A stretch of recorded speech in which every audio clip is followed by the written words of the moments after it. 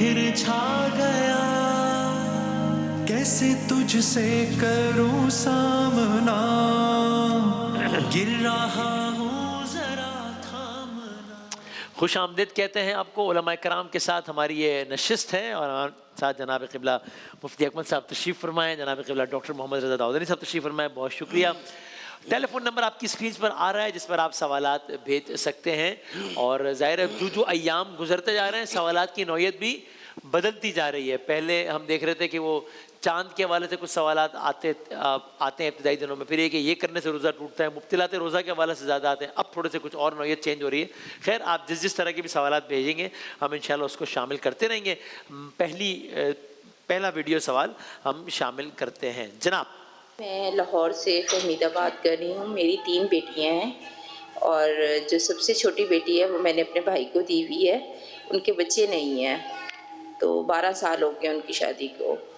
تو چھوٹی بیٹی جو ہے وہ نا اپنا نام لکھوانا چاہتے ہیں، اپنے نام کرنا چاہتے ہیں، جیسے بچی کے والد کا نام چینج کر کے اپنا نام لکھوائیں گے اس کی جگہ پہ۔ تو دین میں اس کے بارے میں کیا ہے مجھے نا بتایا جائے۔ مناسب، ٹھیک ہے جی قبلہ۔ بسم اللہ الرحمن الرحیم۔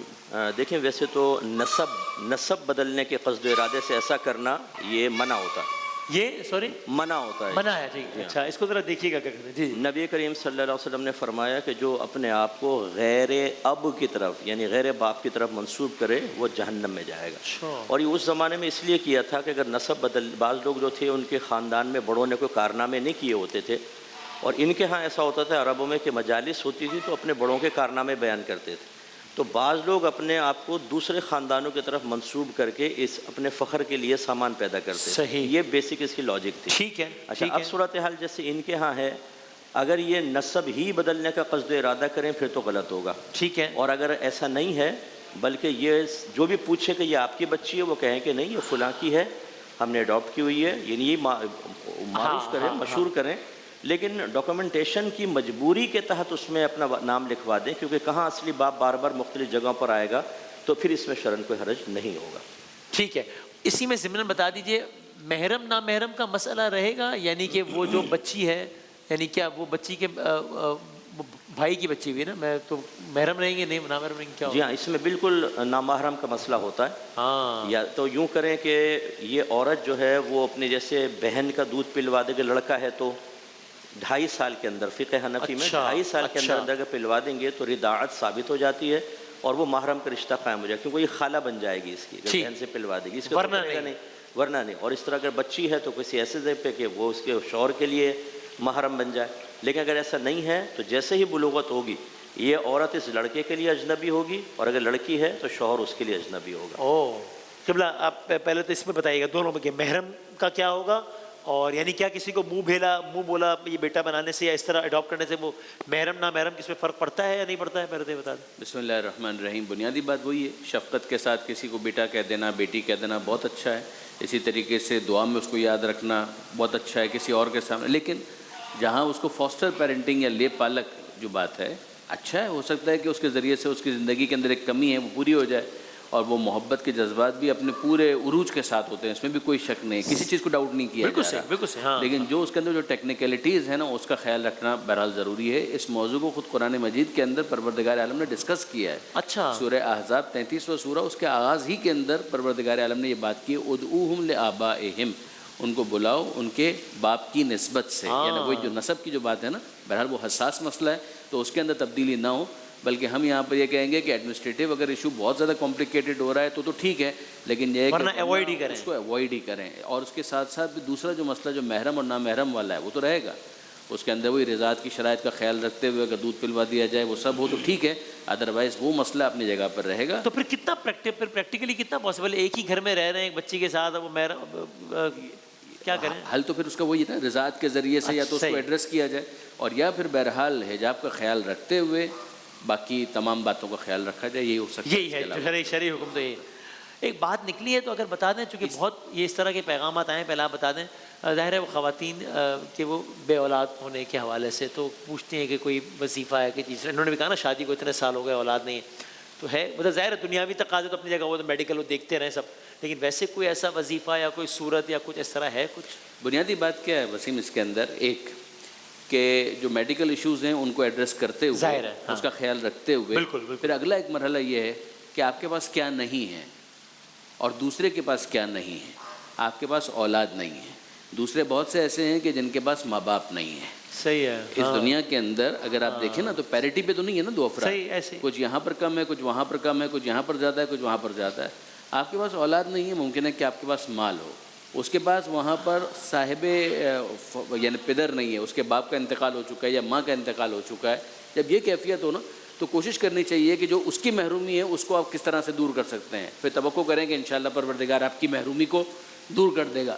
مثلاً وہاں پر بچوں کو پالنے کے لیے مال نہیں ہے اور آپ کے پاس اولاد نہیں ہے تو تھوڑا مال ادھر شفٹ کر دیجئے اس نیت کے ساتھ کہ پروردگار میں تجھ سے دعا مانگتا ہوں اور مانگتی ہوں کہ اس سلسلے کو میں جاری رکھوں گا, اس سلسلے کو میں منقطع نہیں ہونے دوں گا, اس سلسلے کو میں جاری رکھوں گا. اگر تو نے مجھے حیثیت دی, تو نے مجھے زندگی دی, یہاں تک کہ یہ بچہ اپنے پیروں پر کھڑا ہو جائے. صحیح. مگر اس کے ساتھ میں تجھ سے دعا مانگتا ہوں کہ مجھے بھی اولاد عطا کر. اس وظیفے کو ایک مجرب وظیفہ ایک مرجع تقلید نے ہمیں بتایا تھا. اچھا اچھا اچھا, آپ کیا کہیے گا اس حوالے سے؟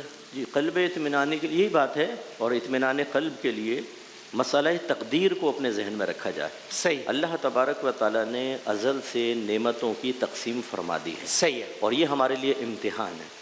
آپ کے امتحانات اپنی نوعیت کے ہوں گے, میری اپنی نوعیت کے ہوں گے. ایک آدمی آپ کو اسٹیج پہ خوش دیکھ کر سمجھے گا آپ کو کوئی غم ہی نہیں ہے, صحیح, لیکن ہو سکتا ہے کچھ جہتوں سے آپ غمگین ہوں. ٹھیک, تو ایک تو یہ ذہن میں رکھیں کہ اللہ نے ازل سے تقسیم کی ہے اور اس پر ہمیں اطلاع نہیں ہے. صحیح. تو اس لیے نہ مایوس ہونے کی ضرورت ہے, اور نہ یہ بھی ذہن بنا کے رکھیں کہ اگر میں کوئی وظیفہ وغیرہ اختیار کروں, اگر اللہ نے میری قسمت میں اولاد نہیں رکھی تو نہیں ملے گی. رائٹ. لیکن چلیں وسائل و ذرائع اختیار کرنا یہ سنت بھی ہے تو ہم کر رہے ہیں. اس کا فائدہ کیا ہوگا کہ بڑے بڑے وظیفے کرنے کے بعد جب ہماری بہنیں محروم رہتی ہیں, جی جی جی, وہ کہتی ہیں یہ پیر بدامی صاحب سے ہم نے لیے تھے ہوا تو کچھ نہیں, کچھ بھی نہیں ہوا, یا وہ اللہ سے بزدل ہونے لگ جاتے ہیں.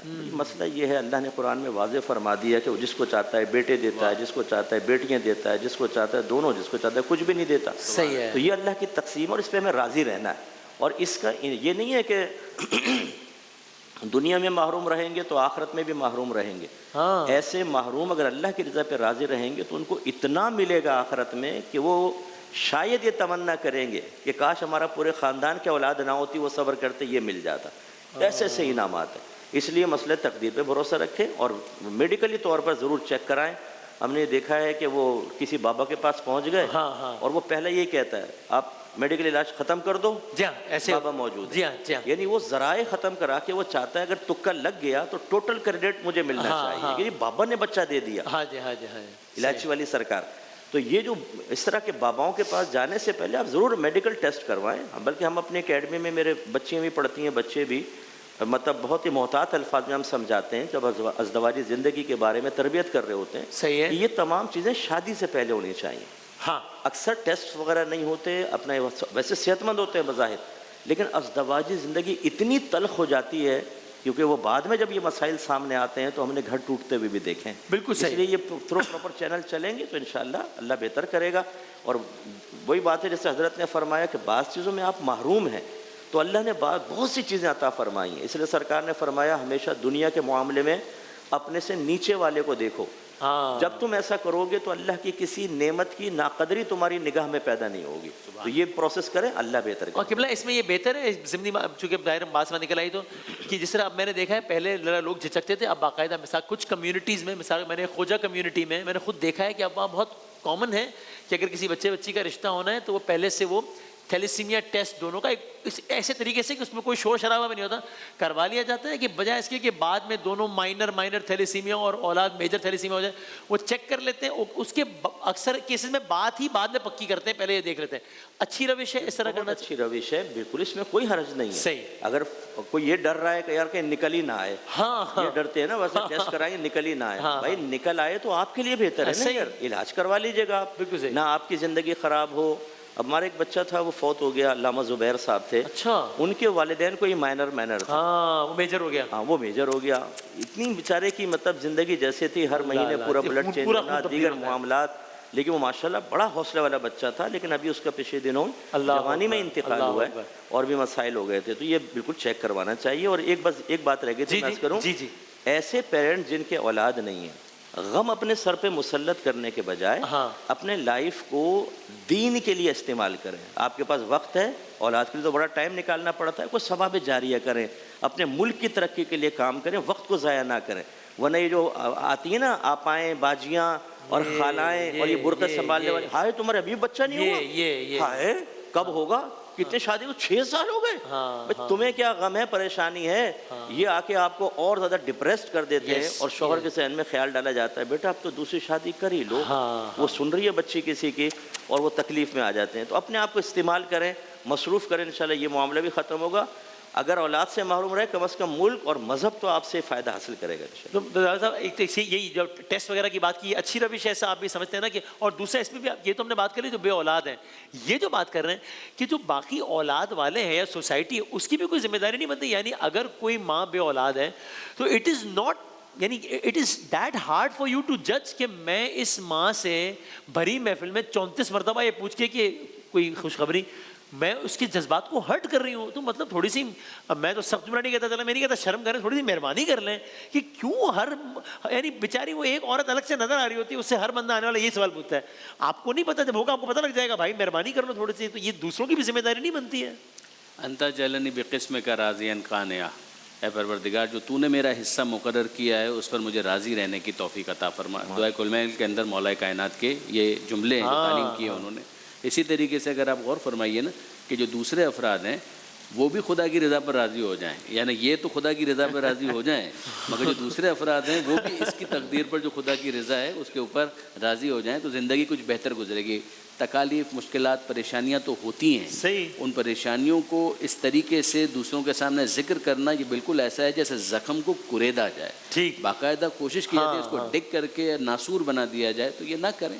اگر اس کے ساتھ کچھ ایسا کر سکتے ہیں کہ جس سے اس کے دل کے زخم کا مرہم بن سکے تو اچھا ہے, ورنہ اس زخم کو کرید کر ناسور بنانا اچھا نہیں ہے. اور یہ جو کمیونٹیز کے اندر آپ نے فرمایا نا, واقعاً جو بعض آرگنائز کمیونٹیز ہیں ان کے اندر یہ سلسلہ شروع کیا گیا, اس کا فائدہ کیا ہوا کہ ان کمیونٹیز کے اندر پہ تھیلیسیمیا ختم ہو گیا الحمدللہ. یعنی اوور آل جو ڈیٹا کلیکٹ ہوا, اس لیے کہ یہ تو باقاعدہ اسی موروثی ایک بیماری ہے, یہ ختم ہو جاتی ہے. اس کے نتیجے میں جو فیملیز ہیں وہ خوشگوار زندگی گزارتے ہیں. تو یہ بہت اچھا ہے. ان سیمپلز کو دیکھ کر پوری دوسری جو کمیونٹیز ہیں ان کو بھی بہرحال اس روش کی تائید ہے دونوں جانب سے, بھرپور تائید. ایک آخری سوال ایک چلا دیجیے ذرا, اس کا جواب لے لیتے ہیں ویڈیو.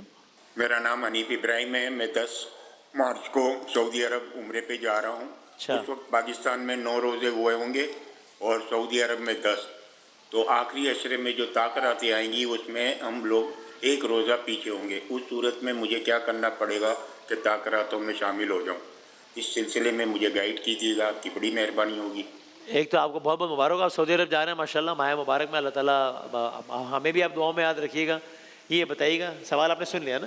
جی, ایزیوم ہم یہ کرتے ہیں کہ یہاں پر رویت ہلال کا جو سلسلہ ہے وہ بھی ٹھیک ہے, وہاں پر رویت ہلال کا سلسلہ ہے وہ بھی ٹھیک ہے. اور اب اگر ایک شخص ایزیوم کرتے ہوئے اب اگر ایک شخص وہاں پر جا رہا ہے تو وہاں پر جانے کے بعد جو وہاں پر تاریخ ہے اسی کو وہ ایزیوم کرے کہ وہ کریکٹ ہے اور اسی کے مطابق, یعنی وہ 27ویں شب 23 ماہ کے حساب سے منائے. اور روزوں کا شمار اس کے کیسے ہوگا کہ مطلب اس کے رمضان کے جب وہ وہاں پر ہے اور اس کے کل روزے 29 ہو جاتے ہیں اور اس کے بعد چاند ہو جاتا ہے تو وہ عید کرے. اور اگر 28 روزے ہو جاتے ہیں, یہ کبھی ایسا ہوتا ہے, تو کم سے کم 29 یا 30 دو میں سے ایک تعداد جو اس کو لینی ہے تو پھر اس کو بعد میں اس کو قضا کرنی ہوگی. لیکن عید کے دن وہاں پہ عید منا لیں, بے شک 28 کے بعد عید آ رہی ہو, عید کر لیں, اس کے بعد پھر تعداد پوری کر لیں. جی بالکل, کوئی گنجائش نہیں اوپر. ارے کیا کہنے, واہ واہ واہ. لیکن پچھلے مسئلے میں بس ایک میں جملہ شاید کوئی بہنیں اس سے کر لیں. ایک دل خراش صورت یہ دیکھیے بدامی صاحب, کہ اگر کوئی ایسی عورت ہے نا, بچی جس کے وہ نہیں ہو رہے بچے, کسی کا بچہ اگر اس کے پاس آ رہا ہو نا تو پہلے اس کو اشارہ کر دیتے ہیں اس کے پاس نہ جانے. یعنی سمجھتے ہیں کہ کہیں خدا نہ خواستہ اس کی نحوست معاذ اللہ طاری نہ ہو جائے. یہ اتنا دل خراش مسئلہ ہے. یہ توہم پرستی بالکل ہمارے مذہب میں اس کی گنجائش نہیں ہے. نبی کریم نے فرمایا وَإِذَا تَطَيَّرْتَ فَمْضِ, اگر تم بدشگونی میں مبتلا ہو اس کام کو کر گزرو. تو یہ چیزیں نہ کریں, اس سے بہت دل آزاریاں ہوتی ہیں بچیوں کی. کاش اس کو چھوڑ دیں عورتیں. بلکہ اس کے اندر اگر آپ مفتی صاحب کی جو بات ہے اسی کو میں آگے بڑھاؤں کہ اگر آپ غور کریں کہ اگر اس کلیے کو مان لیا جائے تو جناب ابراہیم علیہ السلام خلیل خدا ہیں, جناب سارہ سلام اللہ علیہ اتنی مقدس خاتون ہیں, زوجہ رسول ہیں, اور ان کو جو بیٹا ملا ہے جناب اسحاق علیہ السلام بڑھاپے میں, 80 پلس نا, اس سے بھی زیادہ. تو آپ اندازہ کیجئے کہ اسباب ظاہری کے تحت تو امکان نہیں تھا, صحیح, لیکن کیا اس کو کسی طرح سے نحوست اللہ معاف کیا جائے. سوال تو تو یہ آپ کو بہت کیسز اس طرح کے مل جائیں گے. زکریا علیہ السلام کو جناب زکریا علیہ السلام ان کا بھی معاملہ یہی ہے. تو انبیاء کے واقعات کے ذریعے سے بھی ہمیں انسپائر ہونا چاہیے کہ اس کا کوئی تعلق نحوست اور اس سے نہیں. کیا کہنا ہے. بہت بہت شکریہ, بہت نوازے, بہت جزاک اللہ دونوں علماء کرام کا بہت شکریہ. ہم بریک پہ جاتے ہیں. ایک ہم نے پیکج جو ترتیب دیا ہے کہ ہم روزانہ قرآن کریم کی ایک سورہ اس کا ترجمہ اور بریف ایکسپلینیشن ہوتی ہے 2 منٹ کا, وہ پیکج آپ دیکھیے. اس کے ساتھ ہم بریک پہ جائیں گے, پھر اپنے قرآن سائنس سیگمنٹ کے ساتھ حاضر ہوں گے انشاءاللہ. یوں آ گیا بن کے رحمت یہ پھر چھا گیا.